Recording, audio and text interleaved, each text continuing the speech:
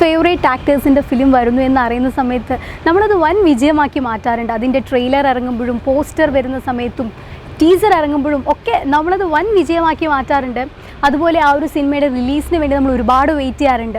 ഇന്നും അതുപോലെ ഏറെ വെയിറ്റ് ചെയ്തൊരു സിനിമയുടെ റിലീസാണ്. പക്ഷേ ഈ ഒരു സിനിമയിൽ ഈ ഒരു സൂപ്പർ സ്റ്റാറിൻ്റെ ഫാൻസ് മാത്രമല്ല, ഇന്ത്യ തന്നെ ടോട്ടലി കട്ട് വെയിറ്റിംഗ് ആണെന്ന് പറയാം. ബിക്കോസ് ഈ ഒരു സിനിമ ഓൾറെഡി റിലീസ് ചെയ്ത് കഴിഞ്ഞതാണ്. ഫിലിം ഫെസ്റ്റിവലുകളിലും ഇതിൻ്റെ പ്രീമിയർ ഷോസും ഒക്കെ ഉണ്ടായിരുന്നു. എന്നിട്ടും ഈ ഒരു സിനിമ ഇത്രയും വെയിറ്റ് ചെയ്തിരിക്കാനുള്ള റീസൺ വേറൊന്നുമല്ല, ഈ ഒരു ഫിലിം ഫെസ്റ്റിവലുകളിലും ഇതിൻ്റെ പ്രീമിയർ ഷോസ് നടന്നപ്പോഴൊക്കെ ഇന്ത്യയിലെ തന്നെ ബെസ്റ്റ് ആക്ടേഴ്സും ഗ്രേറ്റ് ഡയറക്ടേഴ്സും എല്ലാവരും ഒരുപോലെ ദ ബെസ്റ്റ് മൂവി എന്ന് പറഞ്ഞൊരു സിനിമയാണ്. എല്ലാവർക്കും സിനിമ ഏതാണെന്ന് എന്തായാലും മനസ്സിലായി കാണും. Yes, it's Peranbu. ഇന്ന് പേരൻപിൻ്റെ വേൾഡ് വൈഡ് റിലീസാണ്. എന്തായാലും ഈ ഒരു സിനിമ റൊട്ടർഡം ഫിലിം ഫെസ്റ്റിവൽ, അതുപോലെ ഷാങ്ഹായ് ഫിലിം ഫെസ്റ്റിവൽ തുടങ്ങിയ ഫിലിം ഫെസ്റ്റിവലിലൊക്കെ സ്ക്രീൻ ചെയ്ത് കഴിഞ്ഞ ദ ബെസ്റ്റ് ഫിലിം ആയൊരു സിനിമയാണ്. പക്ഷേ ഇതൊന്നുമല്ല മെയിൻ റീസൺ എന്ന് പറയുന്നത്. ഇതിൻ്റെ മെയിൻ റീസൺ എന്ന് പറയുന്നത് മമ്മൂക്ക തന്നെയാണ്. മമ്മൂക്ക എന്ന ഒരൊറ്റ പേര് മതി ഈ ഒരു സിനിമ എല്ലാവരും വെയിറ്റ് ചെയ്തിരിക്കാനായിട്ട്. മമ്മൂക്കയെക്കുറിച്ച് പറഞ്ഞാൽ എന്തായാലും ഇവിടെ ഒന്നും തീരില്ല. സോ നമുക്ക് ചെറിയൊരു ബ്രേക്ക് എടുക്കാം, ടോക്കീസിലേക്ക് കിടക്കാം. Welcome to talkies, let's talk cinema.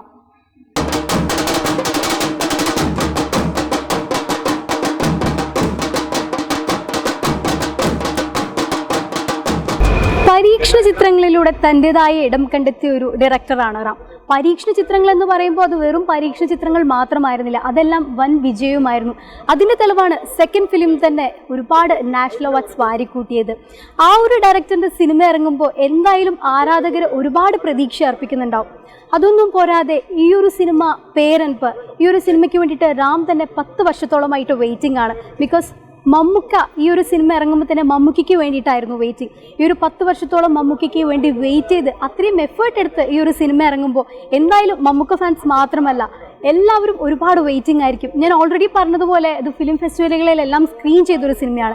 എന്നിട്ടും അവിടെയും ദ ബെസ്റ്റ് ഫിലിമായി മാറിയ ഈ ഒരു സിനിമ ഇറങ്ങുമ്പോൾ ഞാനും ഒരുപാട് വെയിറ്റിംഗ് ആണ്. എന്തായാലും ഈ ഒരു സിനിമയെക്കുറിച്ച് കൂടുതലൊന്നും പറയുന്നില്ല, കണ്ടു തന്നെ അറിയണം. സോ ഇന്നത്തെ ടോക്കീസ് ഡിസ്കസ് ചെയ്യുന്നത് പേരൻപാണ്. ഞാനിപ്പോൾ ഇവിടെ പയ്യന്നൂർ ശാന്തി കാർണിവൽ തിയേറ്റേഴ്സിലാണ്. ഈ ഒരു സിനിമ ഇവിടെ റിലീസിന് ഒരുങ്ങുന്ന സമയത്ത് മമ്മൂക്ക ഫാൻസ് അത് ആഘോഷമാക്കി മാറ്റുകയാണ്. അതിൻ്റെ ഒരു ഭാഗമായിട്ടാണ് സ്പെഷ്യലി ഡിസേബിൾഡ് ആയിട്ടുള്ള കുറച്ച് ആൾക്കാരെന്ന് പറയുമ്പോൾ 100ഓളം ആൾക്കാരുണ്ട്. അവർക്കെല്ലാം ഫ്രീ ആയിട്ട് സിനിമ കാണിക്കുകയാണ്.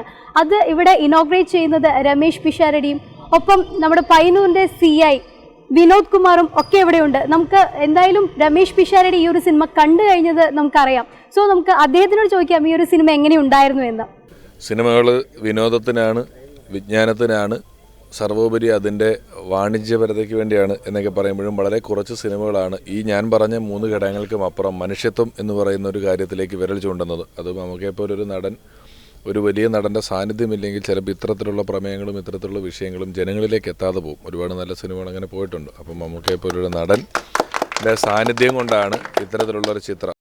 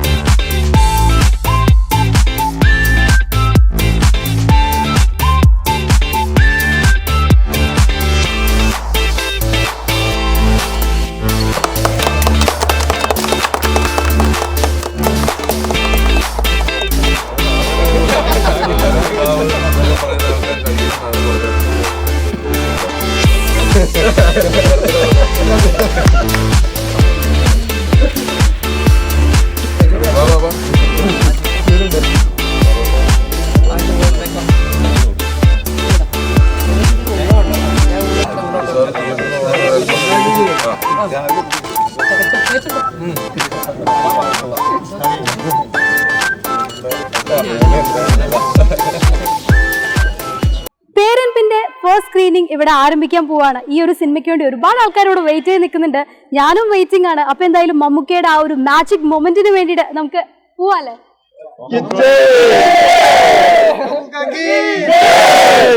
Talkies, let's talk cinema.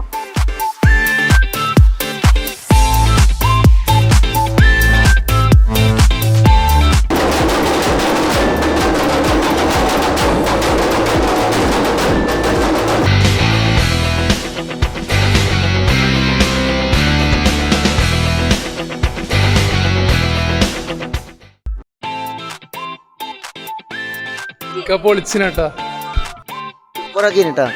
അടിപൊളിയാവിന്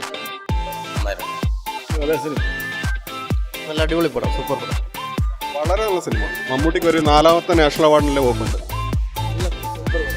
ഗംഭീര സിനിമ, മമ്മൂക്ക തകർത്തു. ക്ലാസ് മൂവി, നല്ല പടം, നന്മയിലല്ലോ.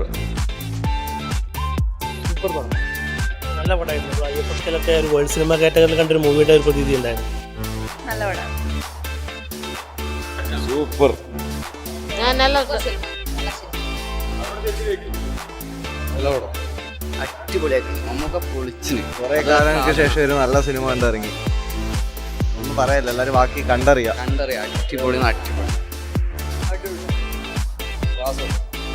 നല്ല സിനിമ. കുഴപ്പമൊന്നുമില്ല, നല്ല ഇതുണ്ടായിരുന്നു. മമ്മൂട്ടി നല്ലതായിട്ട് അഭിനയിച്ചിട്ടുണ്ട്. ആ അഭിനയിച്ച കുട്ടിയും വളരെ നന്നായിട്ട് അഭിനയിച്ചിട്ടുണ്ട്. പെൺകുട്ടി നാഷണൽ അവാർഡ് വാങ്ങുന്നത് തോന്നുന്നു. നല്ല അഭിനയം, മമ്മൂട്ടി നന്നായിട്ടുണ്ട്. മമ്മൂട്ടി തിരിച്ചറിവ് എന്ന് പറയാം. മമ്മൂട്ടി നല്ല റോളാണ്. ആ കുട്ടി നല്ല രസനി, പിന്നെ നല്ലൊരു സംവിധായകൻ്റെ ഒരു കാസ്റ്റ് നല്ല ഇതിനായിട്ടുണ്ട്. പിന്നെ ക്യാമറ, പിന്നെ നമുക്ക് മനസ്സിലൊരു ഒരു വേദന വരുന്ന സംഭവം. ഇപ്പോഴത്തെ കാലത്തെ ഇങ്ങനത്തെ പെൺകുട്ടി ആയാലും അച്ഛനൊരു ഇത് ശരിക്കും മനസ്സിൽ ഉള്ളിൽ തട്ടിയിട്ടില്ല ഒരു സിനിമ, ഒരു ഫീൽ ഗുഡ് മൂവി. എന്താ പറയുക, ഒരു വിങ്ങലോടല്ലാണ്ട് നമുക്ക് തിയേറ്റർ വിടാൻ കഴിയില്ല പറഞ്ഞ അവസ്ഥ. എന്താ പറയുക, ഒരു മൊത്തത്തിൽ ഈ സങ്കടം വരുന്ന സിനിമ. അതിലത്തെ ഒരു സിനിമ കണ്ടിറങ്ങിയൊരു ഫീലേ ഇല്ല. മൊത്തം നമ്മളും എന്താ പാൻറ്റും നല്ല ഷർട്ടെല്ലാം ഇട്ട് ഇങ്ങനെ നടക്കുന്നതും ഇത് എന്താ പറയണ്ട്, കരച്ചിൽ വരുന്നൊരു ഫീല്. ഒരു കാര്യം പറയാനുള്ളൂ, താരത്തെ കാണാൻ പറ്റൂല. മമ്മൂട്ടി എന്ന അഭിനേതാവിനെ മാത്രമേ കാണാൻ പറ്റുള്ളൂ. അടുത്ത് എല്ലാവരോടും ഒരു കാര്യം പറയാനുള്ളൂ, കാണുമോ. നമ്മൾ ഇങ്ങനെ ജീവിക്കുന്നവരെ ഒരു അവസ്ഥ സിനിമയിൽ നല്ല വ്യക്തമായിട്ട് കാണിച്ചിട്ടുണ്ട്. കാണുമോ, ഇത്രയില്ല. മമ്മൂക്കൻ്റെ ജീവിതത്തിലെ ഏറ്റവും മികച്ച സിനിമകളിൽ ഒന്നെന്ന് പറയാൻ പറ്റും. കാരണം അഭിനയ പ്രതിമ തന്നെയാണ് മമ്മൂക്കാന്ന് ഒരിക്കൽ കൂടി തെളിയിച്ചു. കണ്ടിറങ്ങുന്ന പ്രേക്ഷകർക്ക് മനസ്സിൽ ഒരു സംതൃപ്തി മനസ്സിലാക്കാൻ പറ്റുന്ന സിനിമയാണ്. അതുപോലെ തന്നെ അഭിനയിച്ച എല്ലാ ആൾക്കാരും, ഒരു കുട്ടിയായിട്ട് അഭിനയിച്ച കുട്ടി ഗംഭീരം എന്നല്ലാണ്ട് വേറൊന്നും പറയാനില്ല, അതിഗംഭീരം എന്ന് കാണാൻ. എല്ലാവരും സിനിമ തിയേറ്ററിൽ വന്നിട്ട് തന്നെ കാണണം. കാരണം മമ്മൂക്ക എന്നൊരു വ്യക്തി, അതൊരു മമ്മൂക്കയല്ല ഇതിലുള്ളത്, അത് അമുതവനാണ്.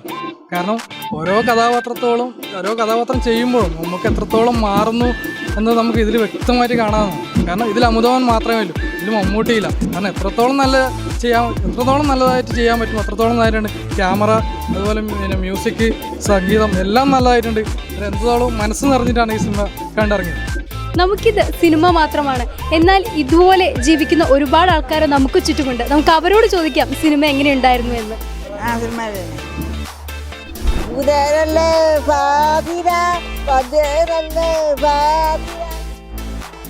സിനിമ നല്ലായിരുന്നു.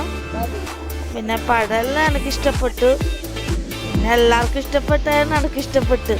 അത്രയില് പൂവിതളല്ലേ ഫാസില, തേൻകരലല്ലേ ഫാസില, പാലഴകല്ലേ ഫാസില.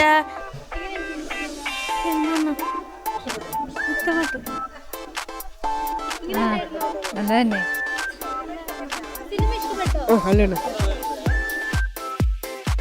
ഇഷ്ടപ്പെട്ടു.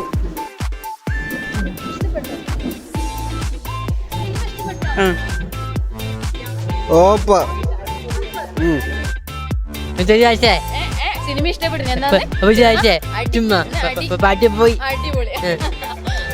അടിപൊളി, ഇഷ്ടപ്പെട്ടു.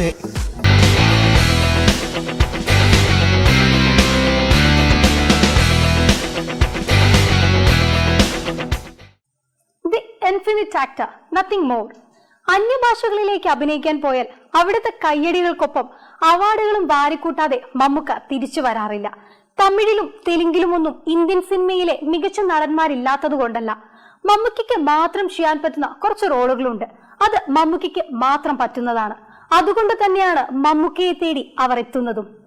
റാം മമ്മൂക്കയ്ക്ക് വേണ്ടി 10 വർഷം കാത്തിരുന്നത് അത് മമ്മൂക്ക ആയതുകൊണ്ട് മാത്രമാണ്. അമുതവൻ എന്ന ക്യാരക്ടർ മമ്മൂക്കയ്ക്കല്ലാതെ വേറെ ആർക്കും ഇതുപോലെ ചെയ്യാൻ ആവില്ലെന്നത് പച്ചവെള്ളം പോലെ സത്യം. അമുതവൻ തന്റെ കഥ പറയുകയാണ്. 12 ചാപ്റ്റേഴ്സ് ആയിട്ടാണ് കഥ പറയുന്നത്. പ്രകൃതിയെ മനുഷ്യജീവിതവുമായി കമ്പയർ ചെയ്താണ് സിനിമയുടെ ഒഴുക്ക്. സ്പാസ്റ്റിക് പാരലിസിസ് എന്ന അവസ്ഥയിലൂടെ സഞ്ചരിക്കുന്ന പാപ്പ എന്ന പെൺകുട്ടിയുടെ അച്ഛനായാണ് മമ്മൂട്ടി എത്തുന്നത്. ടീനേജിലൂടെ കടന്നു പോകുന്ന പെൺകുട്ടിയുടെ മുഴുവൻ സുരക്ഷയും ആ അച്ഛനിൽ ഒതുങ്ങുകയാണ്. ആ അച്ഛൻ നേരിടേണ്ടി വരുന്ന മാനസിക സംഘർഷങ്ങളാണ് സിനിമ. സിനിമയിലെ ഓരോ കഥാപാത്രങ്ങളും അഭിനയിക്കുകയായിരുന്നില്ല, ജീവിക്കുകയായിരുന്നു. റാമിന്റെ തന്നെ തങ്കമീൻകളിലൂടെ സിനിമയിലെത്തിയ സാധനയാണ് പാപ്പയായി എത്തിയിരിക്കുന്നത്. പറയാൻ വാക്കുകളില്ല. സ്പാസ്റ്റിക് പാരാലിസിസ് എന്ന അവസ്ഥയിലൂടെ പോകുന്ന അത്രയും ഡിഫിക്കൽട്ട് ആയിട്ടുള്ള ഒരു ക്യാരക്ടറിനെ ഡീറ്റെയിൽ ആയി ഒബ്സർവ് ചെയ്ത സാധന പാപ്പയായി മാറുക തന്നെ ചെയ്തു. അഞ്ജലി അമീറും പ്രധാന വേഷങ്ങൾ കൈകാര്യം ചെയ്യുന്നുണ്ട്.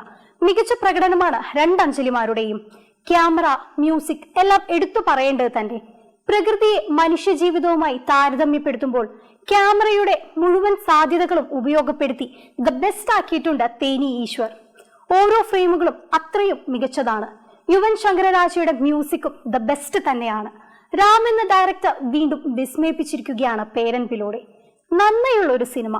മമ്മൂക്കയെ കുറിച്ച് പറയാൻ വാക്കുകളില്ല. മമ്മൂക്ക എന്ന നടനെ റാം പൂർണ്ണമായും അമുതനിലേക്ക് ഉപയോഗിച്ചിട്ടുണ്ട്. ഇത് മലയാളികൾക്ക് അഭിമാനിക്കാനുള്ള നിമിഷമാണ്. മമ്മൂട്ടി എന്ന ഒരൊറ്റ പേര് മാത്രമാണ് അതിന്റെ റീസൺ. വീണ്ടും പറയുന്നു, ദ ഇൻഫിനിറ്റ് ആക്ടർ. എല്ലാവരും പോയി കാണേണ്ട ഒരു സിനിമ തന്നെയാണ് പേരൻപ്. നിങ്ങളുടെ അഭിപ്രായങ്ങളും ഞങ്ങളുമായി ഷെയർ ചെയ്യൂ. പേരൻപിന് ടോക്കീസ് നൽകുന്നു 5 out of 5 rating. Next week മറ്റൊരു സിനിമ ടോക്കീസിൽ ഡിസ്കസ് ചെയ്യാം. Stay tune. It's me Aishwarya signing off. Talkies, let's talk cinema.